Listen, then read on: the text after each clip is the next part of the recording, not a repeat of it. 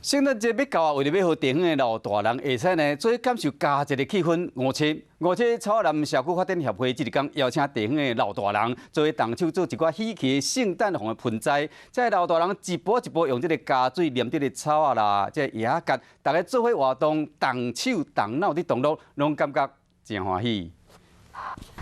老师伫咧台顶架，大概是大人真足听，所以用加水念家己的作品。圣诞节要到啊，草南社区是大人就会做圣诞红盆栽，特别我90岁阿嬷拢来体验，感觉真心熟。趣味啊！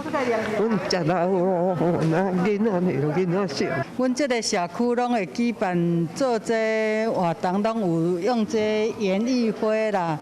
为了鼓励士大人加去路口含人交流，草南社区发展协会有5车公所的经费补助，找老师来教举办 DIY 活动。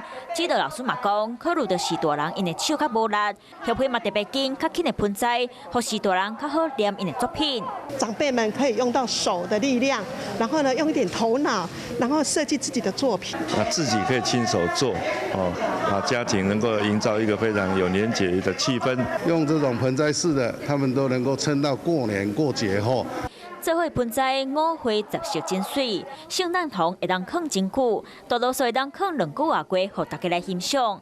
草南发展协会透过举办活动，让社区20外个士大人参加，希望伊会当伫咧生活中找到好耍的物件，让人生袂感觉无聊。